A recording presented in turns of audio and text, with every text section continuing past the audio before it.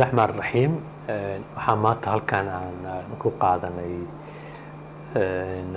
iskuulka ama dugsiyada culumta bulshada ay ka leeyihiin annagoo maaragtay ka duuleyna baahida ay bulshada Soomaalida ay u qabto social science ama cilmiga bulshada.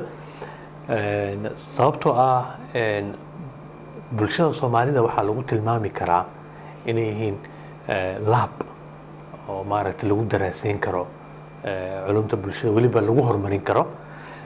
taas waxyaabaha ka mid ah aadka muhiim ka dhigayo ka mid ah in bulshada Soomaalida ay tahay bulsho soo martay dagaalo sokeey, xaaladaha faqriga, qaxa iyo maaragtay dhibaatooyinka ka imaado cimilada sida abaaraha iyo maaragtay iyo daadadka, kuwaasoo dhammaantooda u baahan in cilmi laga sameeyo si loo helo xuluul oo maaragtay kama dambeys ah Soomaalidana ay u gaarto barwaaqo sooran ay u noqoto bulsho ilbaxsan.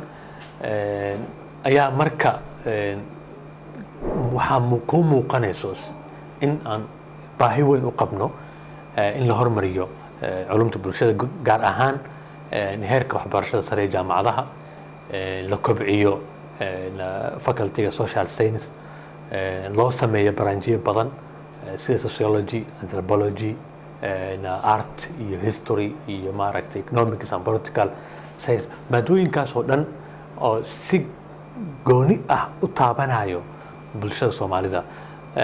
taas ayaa marka ahayd baahida ugu weyn oo aan ka duuleynay sida ardayda jaamacadaha hadda dhigato, ardayda maaragtay hadda bilaabaysa jaamacadaha ay u fahmaan dugsiyada ay ka kooban tahay culumta bulshada. waxay ahaydna maaragtay seminar oo maaragtay ka jawaabayo su'aalo badan oo ardayga markuu jaamacadda dhiganayo iyo markuu maaragtay uu dhiganayo maadooyinka kala duwan ee culumta bulshada soo waajihi doonto.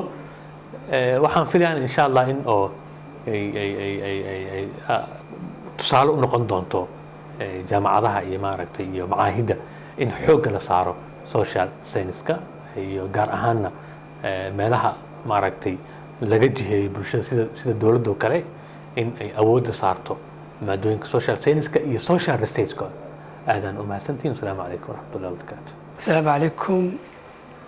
aad baan ugu faraxsanahay in maanta aan soo dhaweeyo anigoo ka turjumaya forumka oo ah anigoo gudoomiye ka ah. waxaan aad ugu faraxsanahay dhammaan ardayda ka soo qayb gashay tababarka maanta aan ugu magac darnay Schools of Social Science inay aad ugu faa'iideysteen ardayda. si guud anagoo ka turjumaya Social Science Forum oo aad in loo quseeyo muhiimadda ama baraaruga oo ah in aad loo barto culumta bulshada iyo tababarkan maanta oo aad u quseeyay madaarista ama aragtiyaha cilmiga bulshada oo asaas ku ah. Social Science Forum waxay u taagan tahay waxa weeye ama ay rabtaa aragtideeda fog oo ah in aragtida cilmiga bulshada in bulshada Soomaaliyeed aad lagu dabaqo, la baro, la fahansiiyo, la helo generation ama da'yar culumta bulshada barato. aragtideenu ama fariinteenu ugu weyn waa taas.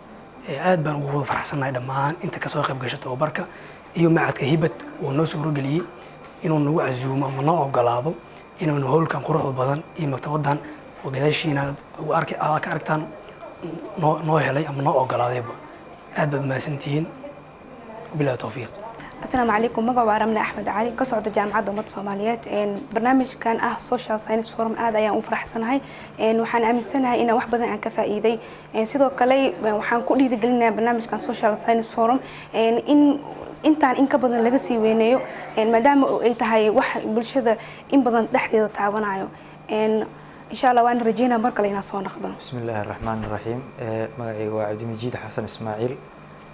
waxaan ka tirsanahay madasha Social Science Forum.